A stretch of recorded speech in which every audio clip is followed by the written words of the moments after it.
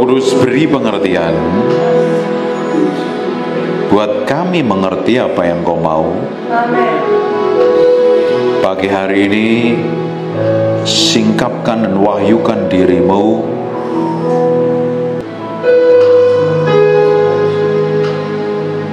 Tuhan. Kami sepenuhnya bergantung kepadamu. Beri roh hikmat, wahyu dan pengertian Tuhan. Dalam nama Yesus kami mau belajar firman-Mu. Kami menyerah penuh kepadamu dalam nama Yesus. Haleluya. Amin. Seluruh HP please di silent dan kalian mesti fokus sama Tuhan. Dalam satu minggu itu ada 7 hari, dalam satu hari ada 24 jam, dan dalam satu minggu kamu hanya persembahkan waktumu datang ibadah, dan kau mesti fokus sama Tuhan. Amin. Karena setiap orang merasa penting buat dirinya sendiri dan merasa paling dibutuhkan oleh banyak orang, padahal yang paling kita butuhkan adalah pribadi Tuhan. Katakan amin. Tanpa Tuhan kita bukan siapa-siapa dan kita tidak bisa jadi apa-apa. Saya tinggal di Jakarta dan saya ini dulunya dari kampung, dari desa sekali di Malang. Hanya karena Tuhan membuat saya berjalan dalam hadirat-Nya dan hidup saya diubahkan, dibawa ke dalam level kehidupan yang berbeda. Dibutuhkan orang yang bergantung sepenuhnya sama Tuhan. Kita tanpa Tuhan tidak bisa melakukan apa-apa loh. Dan anehnya kita merasa bisa melakukan apa-apa tanpa Tuhan. Dan ujung kehidupan kita tidak pernah berubah dan tetap sama. Korintus katakan kita akan berjalan from glory to glory. Dari kemuliaan satu pada kemuliaan yang lain. Tuhan mau bawa kita perjalanannya itu semakin hari semakin powerful. Amin. Tapi kita sering temuin orang Kristen babak belur hidupnya. Nangis, jerit-jerit, gulung-gulung kayak orang gak kenal Tuhan. Terus kalau ke gereja nangis-nangis, merasa paling berkenan di hadapan Tuhan. Pulang tetap kering. Kenapa banyak orang Kristen hatinya kering dan hampa? Karena tidak terhubung dengan sumbernya. Kitab Yohanes katakan di luar aku kamu tidak bisa berbuat apa-apa loh. Butuh Tuhan, butuh terkoneksi dengan Tuhan, butuh setiap hari bergantung sepenuhnya sama Tuhan. Semakin hari semakin ditarik pada pusat kehendak-Nya. Ibadah bukan hanya sekedar datang minggu ke gereja loh, tapi kita harus bergereja setiap minggu, berkomunitas. Karena di gereja kita dididik, diajarin, dimuridkan, belajar tunduk otoritas, belajar hormati gembalamu, tunduk sama gembalamu, supaya engkau bisa dibentuk dan diproses. Tapi ibadah tidak berhenti hanya 2 jam hari Minggu di gereja, dan setiap hari kamu 24 jam harus terhubung dengan Tuhan. Engkau gak terhubung dengan Tuhan, kamu jadi orang kedagingan dan duniawi sama sekali. Kelakuanmu, sikapmu, tindakanmu persis seperti orang dunia. Karena kita akan menjadi sama seperti yang kita sembah. Kita sembah Tuhan, karakter kita semakin hari serupa segambar dengan Tuhan. Kamu sembah dirimu sendiri, kamu akan jadi orang yang keras kepala, egois, penuh hawa nafsu, penuh keinginan. Hidupmu hampa dan kosong, hanya dipuaskan dengan segala sesuatu yang duniawi.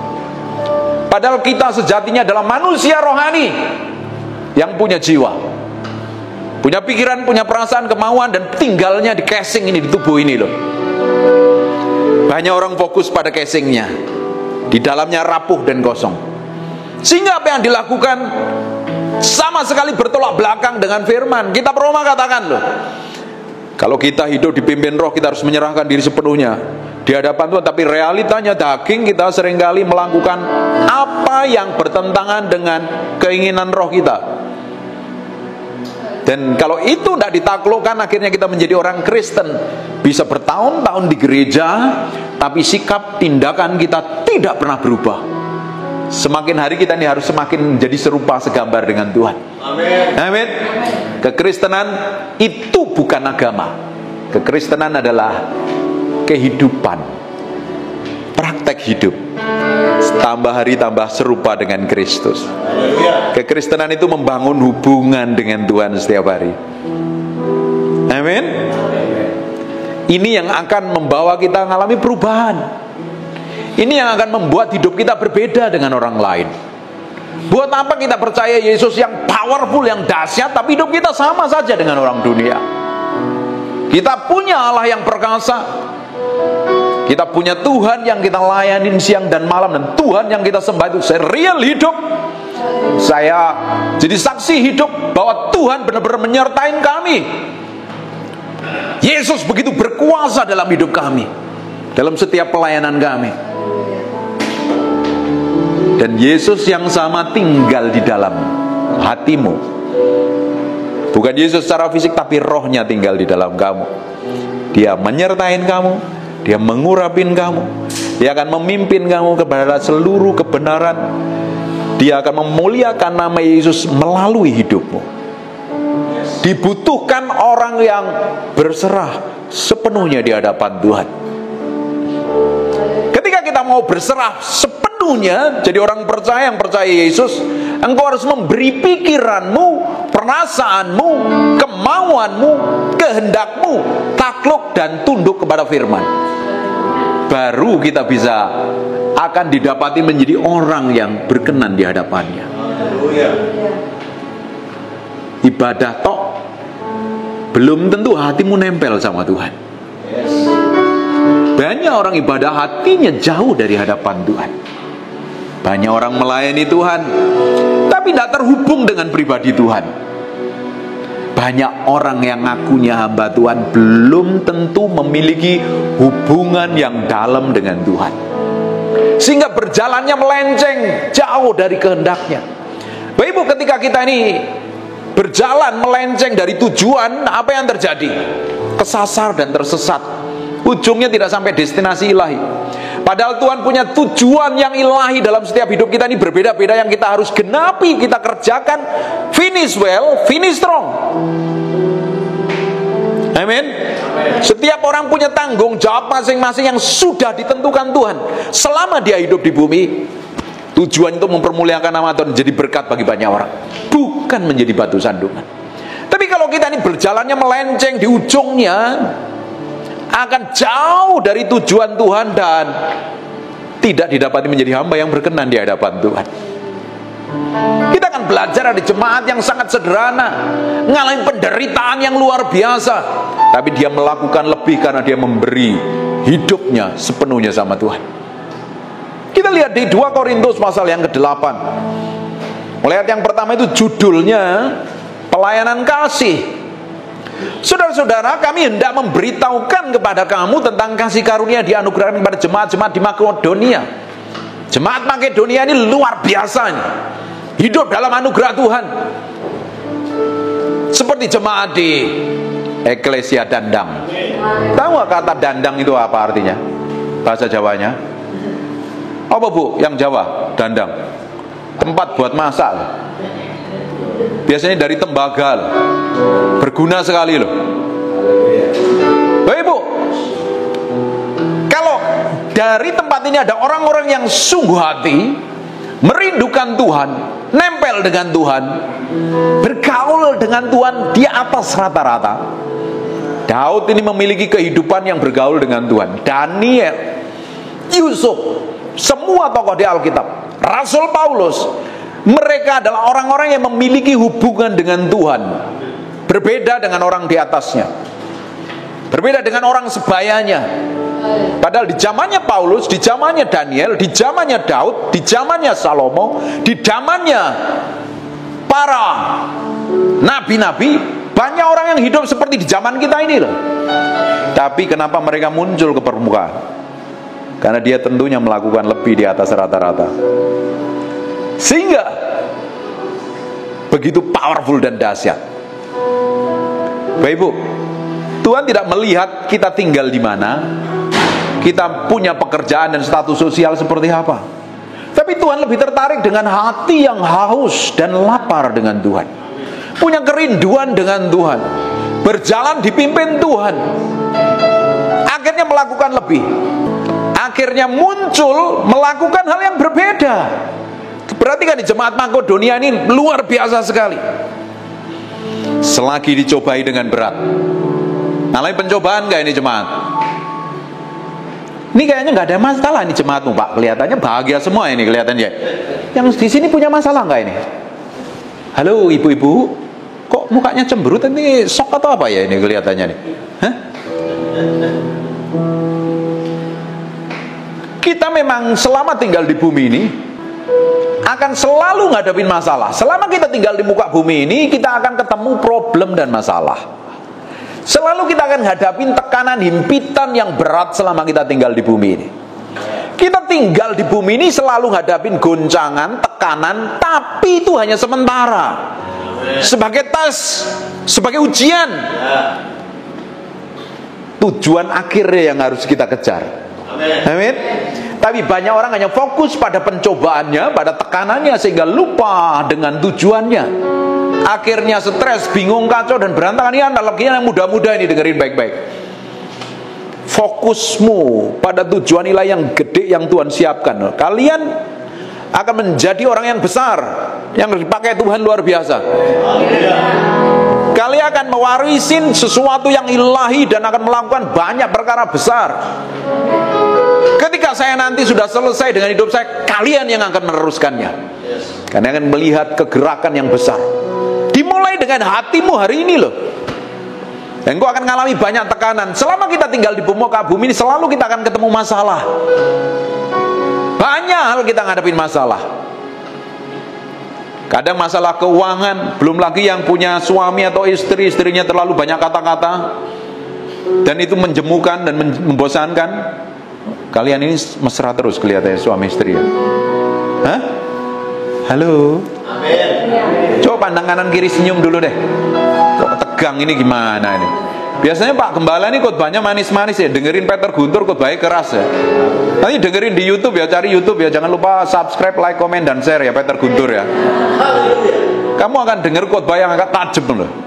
Kalau kita diperhadapkan dengan orang-orang yang tidak enak, yang bencekno kata orang Surabaya, ngeselin, fokusmu bukan di sana, fokusmu pada tujuan Tuhan. Apa yang Tuhan mau kerjakan dalam hidupmu? Tahu gak kenapa? Seringkali kita fokus pada hal-hal yang kedagingan sekali, dan itu seringkali dipakai setan untuk membuat fokus kita ini bukan pada tujuan Tuhan. Tuhan mau kita berjalan step by step, setiap hari pada pusat kehendaknya sampai garis akhir, finish well, finish strong. Yang mudah-mudahan engkau akan mengalami tantangan yang lebih berat, godaan lebih berat, tapi ketika engkau mengkonsekrasikan dirimu, menguduskan dirimu dan jalan sama Tuhan, hidupmu akan mengalami sesuatu yang ilahi. Amen. Tapi kalau hidupmu tetap sama, tidak jauh beda dengan teman-teman sebayamu, engkau akan tetap sama. Kata orang dunia, orang insane atau orang gila adalah orang yang pingin hasil yang berbeda, tapi yang dilakukan setiap hari sama. Saya lakukan setiap hari berbeda. Setiap hari saya belajar, setiap hari saya bergaul dengan Tuhan, mungkin lebih banyak daripada yang lain. Memang tidak enak. Kadang saya harus menaklukkan daging saya, keinginan saya. Saya harus mati terhadap diri saya sendiri, dan itu tidak enak. Dan saya pingin sepanjang umur hidup saya ini jadi berkat bagi banyak orang. Kalau Bapak Ibu masih dengar apa yang saya sampaikan ini, artinya Tuhan belum selesai dengan hidupmu. Engkau pingin berjalan harus dalam ketetapan Tuhan, dan di ujungnya setiap hari engkau jadi berkat bagi banyak orang, dan nama Tuhan dipermuliakan atas hidupmu. Amin. Tapi kalau engkau hanya puas dengan dirimu sendiri sampai hari ini, engkau nggak akan dapat apa-apa, dan kamu nggak akan melakukan apa-apa. Jadi orang yang sama saja. Tetapi orang-orang Makedonia ini jemaatnya luar biasa seperti jemaat di tempat ini. Tapi kelihatannya di sini nggak ada pencobaan ini. Kelihatannya makmur semuanya. Ini Bapak ini kelihatannya makmur sekali nih. Haleluya. Pak Gembalanya juga makmur. Jemaat Makedonia lihat nih apa yang dialami. Selagi dicobai dengan berat, dengan berbagai penderitaan. Ngeri nggak ini kalau kita ngalami penderitaan? Saya ini pernah ngalami penderitaan yang luar biasa dengan istri saya. Saya tinggal di Purinda, di Dayep, di Kebon Jeruk. Kami bangun usaha pernah bangkrut, ngalami tekanan yang hebat karena aset mau disita bank.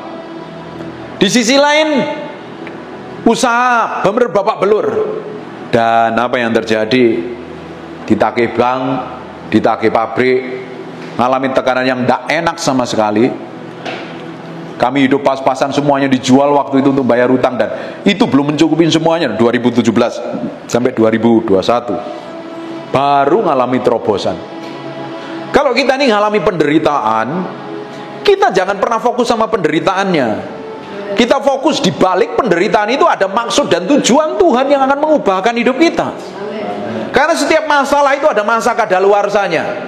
Katakan amin. Ini duyung mudeng or not ini? Ngerti apa ora? Yang ngerti batuk dulu.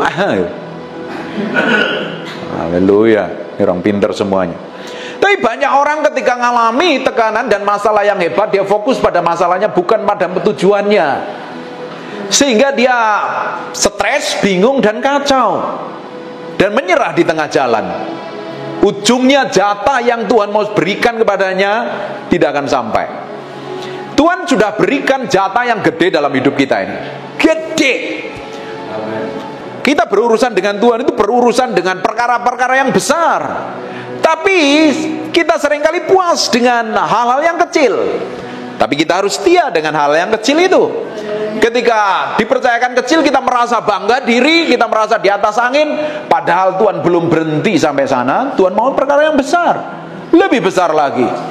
Makanya sepanjang umur yang Tuhan percayakan hari ini, engkau meski benar-benar pakai untuk kemuliaan nama Tuhan. Seperti Kaleb, umur boleh 80 tahun, tapi dia minta daerah yang raksasanya ganas-ganas, mau ditaklukkan. Karena orang yang berjalan bersama Tuhan pasti akan mengalami kemenangan. Katakan amin. Sekalipun ngadapin tantangan, sekalipun ngadepi pencobaan, sekalipun ngadapin perkara yang berat, jalan terus. Kalau kita lihat ekonomi sekarang kan nggak terlalu baik kan kondisinya. Semua toko-toko, mal-mal banyak yang tutup kok, dagang lagi sepi kok. Tapi ketika kita berjalan sama Tuhan, selalu ada breakthrough dan terobosan. Selama saya melayani Tuhan dari tahun 98 saya jadi hamba Tuhan sampai hari ini, Tuhan memang seringkali bawa ke dalam lembah kekelaman. Seringkali nggak jelas, seringkali berjalan di pinggir jurang, seringkali tidak tahu apa yang harus diperbuat. Tetapi di sana Tuhan tetap sertai, cukupi, pelihara, tidak akan pernah dibiarkan keleleran. Selama hatimu berjalan bersama Tuhan, Dialah yang setia. Amin. Tepuk tangan dulu dong yang bagus. Lihat ya, sukacita mereka meluap, dan meskipun mereka sangat miskin, di sini nggak ada miskin ini. Ini mukanya orang yang diberkatin semua kok. Ini orang yang mukanya berkecukupan semuanya ini.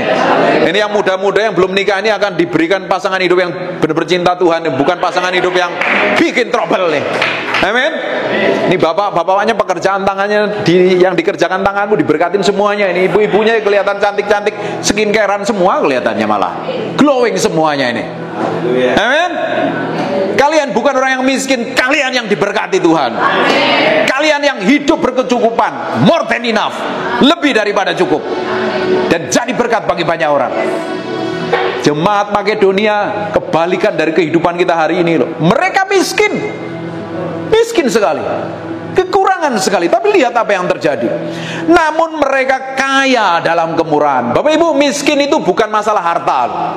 Miskin itu masalah yang di sini. Karena banyak orang yang kaya, mentalnya mental budak. Kalian adalah bangsawan kerajaan Allah. Katakan yes. Saya adalah orang terhormat. Katakan, saya orang mulia. Saya orang terdidik. Saya bukan murahan. Dengerin baik-baik ya. Mulai hari ini kalian ini adalah imamat yang rajani sebenarnya. Imam sekaligus raja. Bukan orang rendahan, bukan orang murahan, bukan orang yang mau gratisan. Agak tersinggung ini kelihatannya. Yang suka gratisan, yang suka murahan nih. Barang-barang murah. Kalian adalah orang-orang yang terhormat. Siapa yang suka minta ditraktir? Kalian mulai hari ini nggak akan minta ditraktir, kalian yang akan traktir. Kalian bukan orang yang meminta-minta, justru memberi. Amin. Miskin itu ada di kepala, di pikiran, di mentalmu. Karena banyak orang kayak mental budak. Alkitab katakan berbahagialah orang yang memberi daripada menerima kok. Artinya kalau memberi hidup dalam kelimpahan. Setiap minggu kita kasih makan orang, ya kan. Sekalipun saya ini nggak berkelimpahan, tapi kita beri makan orang. Artinya saya pasti diberkati toh. Tapi kalau orang hanya berharap menerima tanpa memberi, artinya itu orang kekurangan loh. Karena kita tidak bisa memberi apa yang kita tidak miliki. Kita tidak bisa memberi apa yang kita tidak punya. Kalian harus diberkati baru bisa memberi. Jemaat Makedonia ini, meskipun secara fisik ngalami keterbatasan yang luar biasa, tapi hatinya itu penuh. Mereka kaya dengan murah hati sekali. Seperti jemaat di tempat ini. Karena Alkitab katakan, kitab Amsal katakan, banyak orang yang menimbun hartanya mereka terlalu kekurangan, tapi ada orang yang menabur hartanya mereka hidup dalam kelimpahan. Kunci hidup dalam berkelimpahan sebenarnya berjalan bersama Tuhan adalah ketika engkau dipercayakan berkat, engkau harus tanggung jawab dengan semua berkat yang dipercayakan dalam hidupmu. Kitab Korintus katakan ada benih yang harus kita tabur, ada roti yang harus kita makan. Kita harus pakai hikmat dan pengertian. Anak-anak muda kalian yang masih muda-muda ini, bukankah kalian ingin jadi orang yang sukses dan berhasil dalam setiap pekerjaanmu? Kok pada lemes semua ini? Belum sarapan pagi nih kelihatannya nih. Bukankah kalian ingin suatu hari jadi orang-orang yang berhasil dalam segala sesuatu yang dipercayakan Tuhan dalam hidupmu? Yang belakang kurang kencang nih. Amin. Dimulainya dengan engkau harus bertanggung jawab dengan semua yang Tuhan percayakan dalam hidupmu. Pernah dengar ceritanya Besaliel dan Aholiab? Ini orang berbeda di atas rata-rata, punya skill dan keahlian. Dari skill dan keahliannya diberkati Tuhan luar biasa. Kalian harus jadi orang-orang yang hebat di dalam pekerjaanmu, di dalam semua yang dipercayakan Tuhan dalam hidupmu. Tapi dimulainya engkau harus kembangkan kapasitasmu. Kalau kamu udah hanya sekedar joget-joget di media sosial, tambah tua, tambah gede, tambah miskin kamu. Kamu harus belajar lebih pintar dari orang di atas yang lain. Amin. Belajar. Saya ini hamba Tuhan yang tidak mau biasa-biasa. Saya belajar tiap hari. Saya duduk di kaki Tuhan setiap hari, istri saya tahu. Bangun tidur, mandi, gosok gigi, langsung masuk kamar. Jangan diganggu. Karena setiap hari saya intermittent fasting, karena dulu badan saya ini gemuk sekali. Saya intermittent fasting hampir 2 tahun ya. Puasa setiap hari, sehari makan sekali, ada 2 kali, dari makannya jam 12.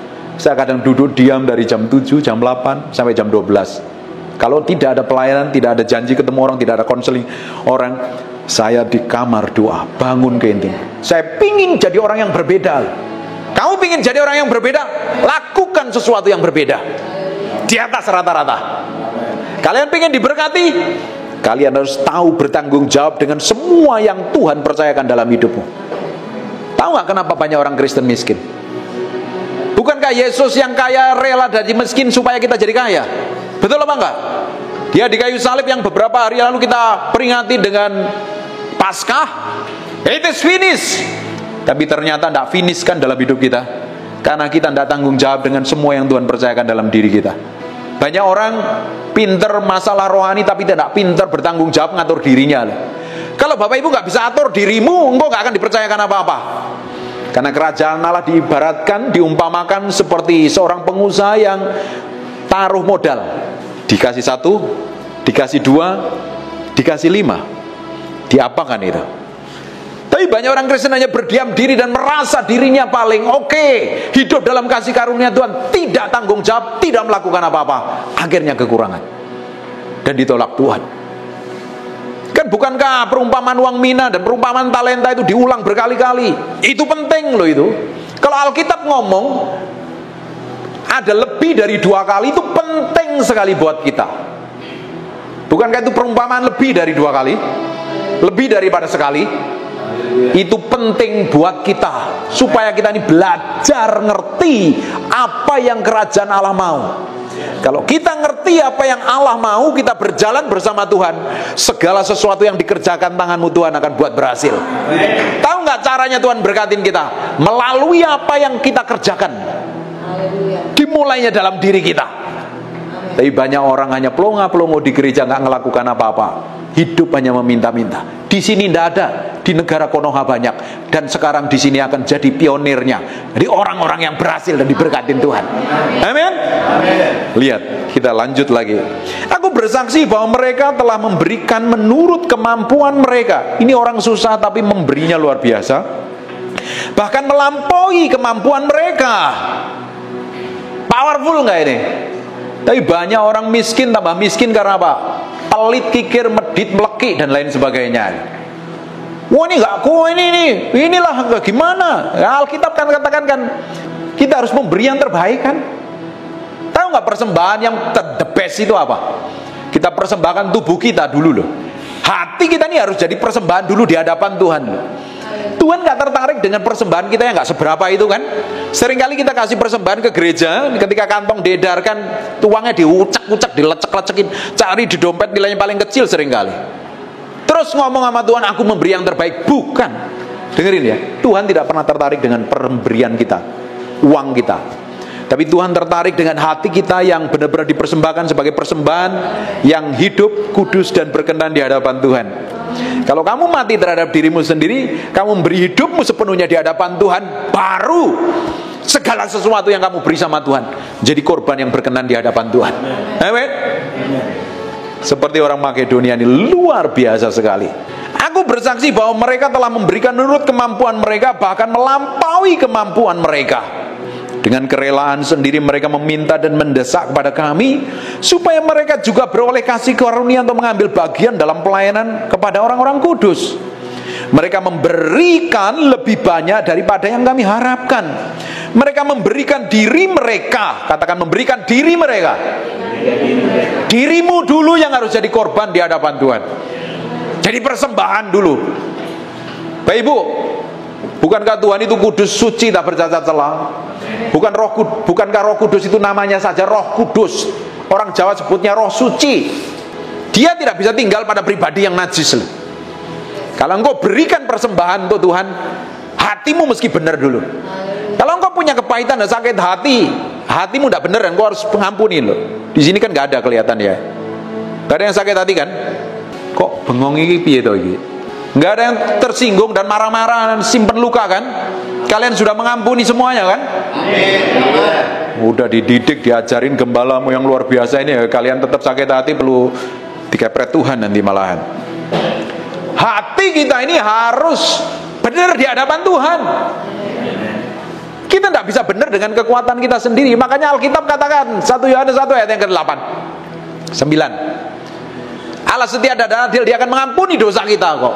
Beres dulu di hadapan Tuhan. Kenapa kita harus berdoa setiap hari? Kenapa kita harus saat teduh? Kenapa kita harus bergantung sama Tuhan? Supaya yang di dalam ini didapatin berkenan. Karena kita waktu menghadap Tuhan kan kita harus beresin hati kita. Seperti Ibu tadi pimpin pujian, sebelum pimpin ujian, koreksi hati. Kalau didapati najis, kotor, tidak berkenan, harus minta ampun sama Tuhan supaya kita didapatin berkenan di hadapan Tuhan. Apalagi kita yang pelayanan ini. Bagaimana mungkin kita dipenuhi Roh Kudus kalau kelakuan kita tidak kudus? Saya bilang ya, Roh Kudus itu tinggal pada bait yang suci. Pak, bukankah kita masih daging, kita sering kali bikin dosa dan kesalahan? Iya, selama kita masih suka babi hong, babi kecap, suka semua kan bakmi. Artinya kamu masih bukan punya tubuh daging, punya kelemahan. Selama kita pakai tubuh daging ini, kita masih bisa melakukan dosa. Tapi kita tidak mau lagi hidup di dalam dosa. Kita bisa jatuh dalam dosa, bohong-bohong, ngomong serampangan, kesel-kesel, marah-marah. Tapi kita cepat sekali bertobat. Tapi kita nggak bisa hidup di dalam dosa. Orang yang hidup dalam dosa sudah tahu dosa tetap dilakukan. Di ujungnya apa? Roh Kudus tidak bisa tinggal dalam pribadi najis lagi. Seperti apa yang dialami oleh Simpson. Dia orang yang diurapin Tuhan, dipenuhi Roh Kudus, powerful sekali loh. Urapan powerful dalam hidupnya. Tapi sukanya berzina. tidur dengan pelacur. Akhirnya Roh Kudus undur daripada dia. Dan apa yang terjadi? Langsung digagain musuh loh. Engkau nggak dipenuhi Roh Kudus, hidupmu digagain setan. Kamu melakukan dosa, hubunganmu dengan Tuhan putus. Engkau di luar perlindungan Tuhan, habis hidupmu. Amin. Diberkati apa enggak ini? Batuk dulu, yang diberkati. Orang-orang yang luar biasa. Makanya kita perlu setiap hari koreksi yang di dalam ini. Setiap hari perlu datang kepada Tuhan, menyerahkan hati kita sepenuhnya di hadapan Tuhan, supaya semakin hari semakin berkenan di hadapan Tuhan. Coba perhatikan ya. Mereka memberikan lebih banyak daripada kami harapkan. Mereka memberikan diri mereka pertama-tama kepada Allah, kemudian oleh kehendak Allah juga kepada kami. Bapak Ibu, engkau jadi orang Kristen, engkau harus beri hatimu, pikiranmu, perasaanmu sepenuhnya sama Tuhan. Sepenuhnya. Kalau engkau hanya berikan separuh, setan akan ambil bagian di dalamnya. Paulus katakan seperti ini, hidupku bukan aku lagi, tapi Kristus yang di dalam aku. Amin. Bahkan Paulus menjadi tawanan Roh Kudus. Betul apa enggak? Ketika dia mau pergi ke Asia dilarang, dia harus balik ke Yerusalem. Sekalipun di Yerusalem dia ngalami penderitaan, aniaya dan sengsara, dia ikutin. Ujungnya kehidupan Paulus jadi berkat buat kita hari ini. Amin. Orang-orang yang menyerahkan dirinya di hadapan Tuhan, kamu akan lihat sesuatu yang ilahi. Di Mazmur 144 ayat 12 sampai 15 ini ayat terakhir. Katakan amin. Kok lemes ya? Biasanya kalau dengar ayat terakhir seneng banget ya kan. Khotbahnya bagus ya? Lanjut. Ini ayat terakhir, bilang jangan dong lanjut Pak gitu ya. Ini ayat yang terakhir. Lanjut Pak. Weh, orang yang haus dan lapar sekalipun sedikit dipaksa ya. Luar biasa ini. Perhatikan. Nanti baca seluruh perikop ini, Bapak Ibu akan ngerti. Mereka adalah menyembah Tuhan, mereka memuji-muji sama Tuhan, dan hasilnya semoga anak-anak lelaki kita seperti tanaman yang tumbuh menjadi besar pada waktu mudanya. Waktu kamu berjalan bersama Tuhan, kau akan semakin tumbuh, semakin besar, menjadi berkat, menjadi dampak bagi banyak orang. Amin. Ibu-ibu di pasar, ketemu temanmu, mereka diberkatin Tuhan. Ketemu tetanggamu, mereka dilawat Tuhan. Sesama jemaat saling menguatkan, mereka diteguhkan. Apalagi yang hamba-hamba Tuhan ini, hidupmu akan dipromosi dalam level kehidupan yang berbeda, dalam urapan yang berbeda, dari dampak yang berbeda. Ini orang dari desa loh. Tahu nggak istri saya kalau tak ajak pulang kampung, nggak kerasan, desa banget, dikelilingin bendungan Lahore. Dan tiap hari dia mintanya di kota. Karena kita dari desa, saya ini dari desa, dia orang Jakarta asli kok, dia orang kota kok. Ini dulu anaknya penjual pisang, bukan siapa-siapa. Yang bukan siapa-siapa berjalan sama Tuhan muncul. Jadi berkat bagi banyak orang. Apalagi kalian sekalipun di pinggiran kota, ini nggak pinggiran kota, ini deket bentar lagi kan kota ya kan ya. Ini kan berkembang terus ini ya, tempat ini kan. Kalian bisa muncul ke permukaan ini, anak-anak muda ini yang hebat-hebat ini, suatu hari gua akan muncul ke permukaan jadi dampak. Ada yang jadi pengusaha-pengusaha, ada yang jadi hamba Tuhan, ada yang jadi orang-orang hebat, mungkin jadi pejabat-pejabat pemerintahan yang hebat dan memberi dampak bagi banyak orang. Haleluya. Kok lemes kabeh iki anak nomi karek nomi iki? Katakan amin. Semoga anak-anak lelaki kita seperti tanaman yang tumbuh menjadi besar pada waktu mudanya. Dan anak-anak perempuan kita seperti tiang-tiang penjuru yang mana perempuan katakan yes gitu. Lemes gak mudeng ya. Dan anak-anak perempuan kita seperti tiang-tiang penjuru. Yes, ya serapopo lah, kelihatannya belum sarapan ya. Oke lah. Yang dipahat untuk bangunan istana. Keren gak? Makanya saya bilang, kalian jalan sama Tuhan, hidup berjalan bersama Tuhan, suatu hari engkau akan jadi orang-orang hebat yang duduk di dalam kumpulan orang-orang yang terhormat. Engkau akan dikoneksi. Ini balik jadi pahatan di istana. Dilihat orang nggak kalau jadi pahatan di istana? Amin. Beberapa hari yang lalu saya khotbah di Ibu Christine di Surabaya. Kita ini seperti tanah liat. Tanah liat itu biasanya diambil dari mana? pinggir sungai, tengah hutan mungkin. Kalau kita mau makan, tangan kita ada tanah liatnya, jijik nggak? Iya. Halo? Geli nggak? Cuci, pakai sabun, pakai detol, pakai mama lemon dan lain sebagainya supaya bersih. Tapi perhatikan, ketika tanah liat itu diambil, dibentuk dulu, dibakar, jadi barang yang mulia, bukankah dia bisa berada di istana negara, jadi piring? Betul apa enggak? Bukankah bisa menjadi piringnya di kerajaan United Kingdom, jadi piringnya Pangeran Charles? Betul apa enggak?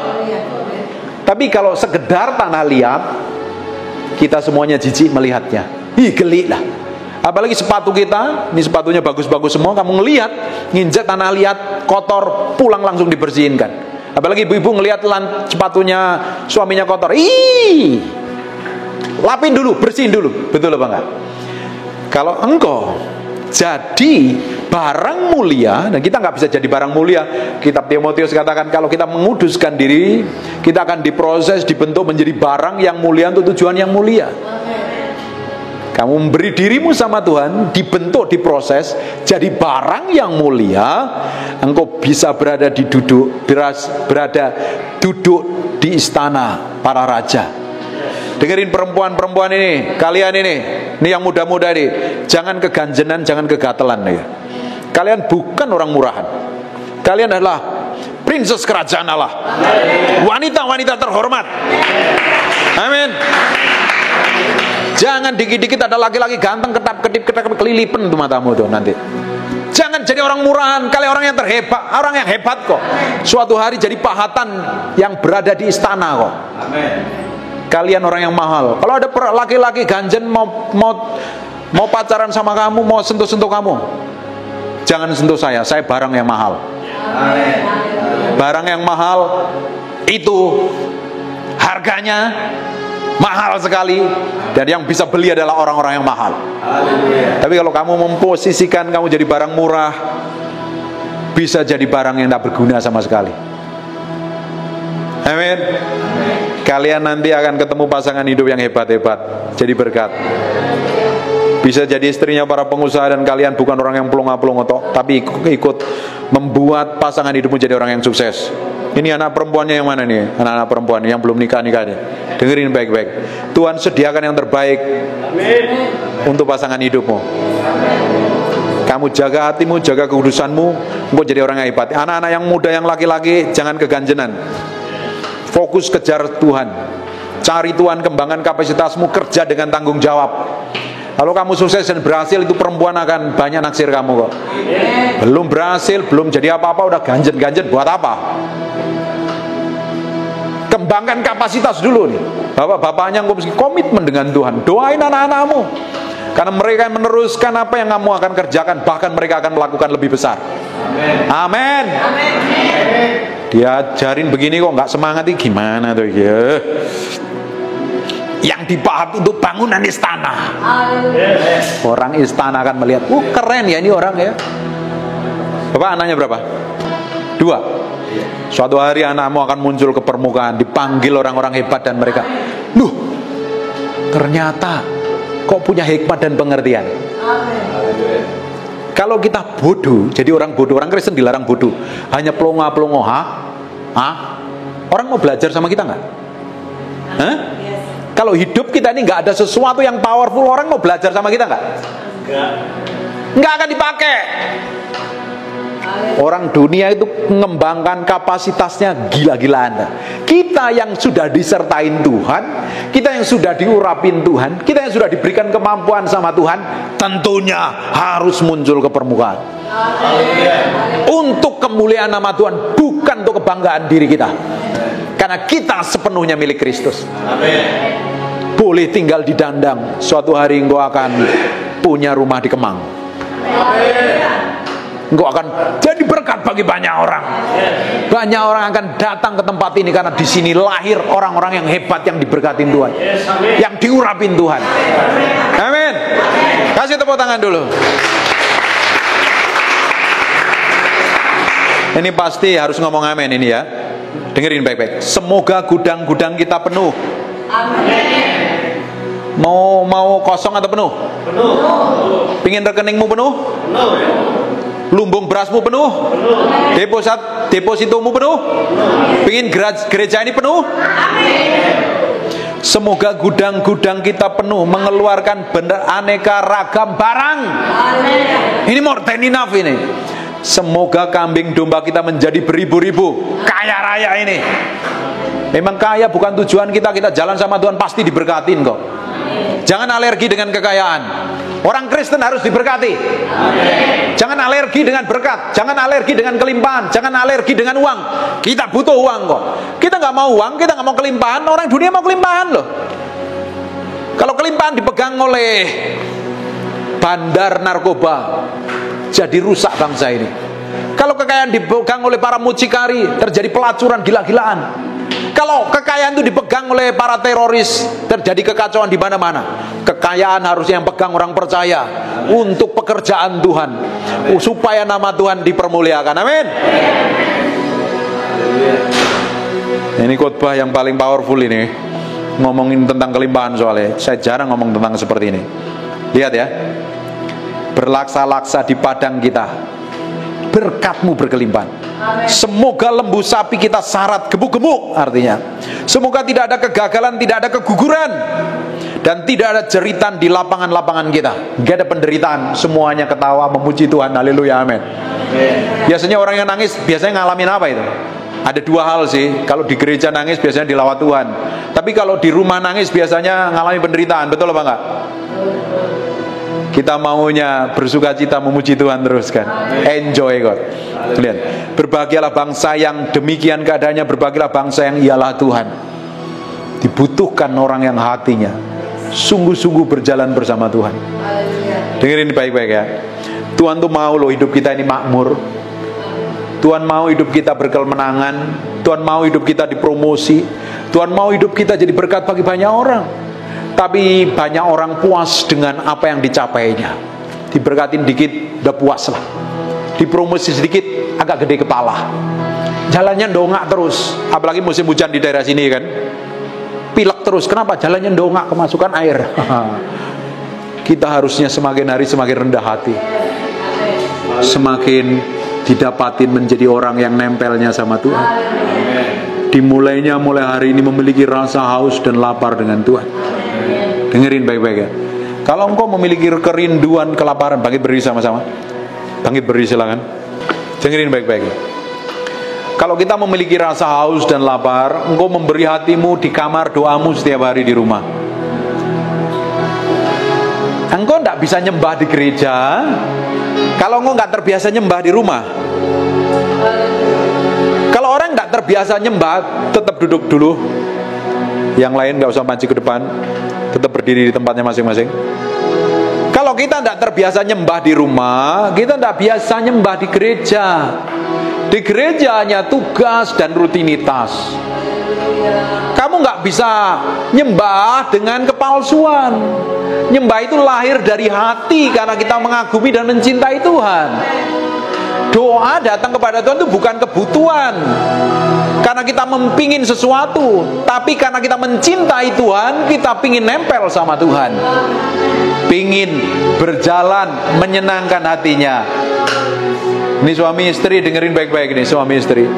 Bapak, bukankah pingin kamu berikan yang terbaik buat pasanganmu? Betul nggak Pak? Pingin beliin mobil yang bagus, berlian kalau bisa, emas, rumah yang bagus, betul apa enggak? Dan tidak pingin nyakitin pasanganmu. Dia pingin bahagia terus. Karena apa? Karena apa dasarnya? Mencintai, betul? Haleluya.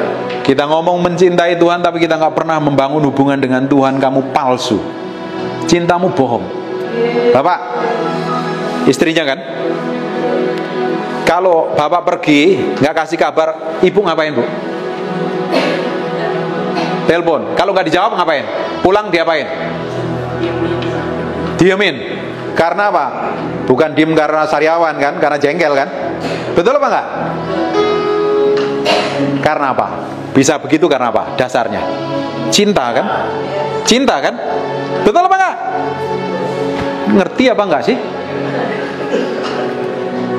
Terus kita ngomong cinta sama Tuhan. Ngomong kalau di gereja, haleluya, haleluya. Kau saja yang suci, kau saja yang layak aku cinta, more than anything, more than silver and gold, dan lain sebagainya. Tapi hari-harimu kamu gak pernah peduli dengan Tuhan. Cintamu apa?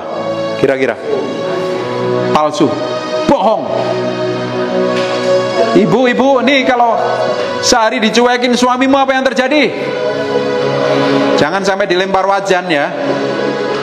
Yang jelas bapak-bapak akan kena omel dan kena marah karena cinta. Suami begitu, istri pun juga begitu, karena cinta, pengen ngobrol bareng.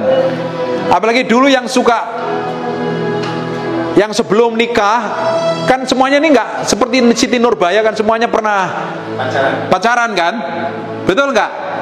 Bapak waktu pacaran maunya berduaan terus kan? Kalau nyetir daerah yang macet lebih enak kan, lebih indah, betul apa enggak?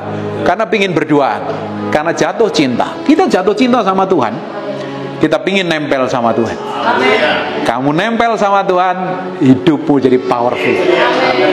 Amin.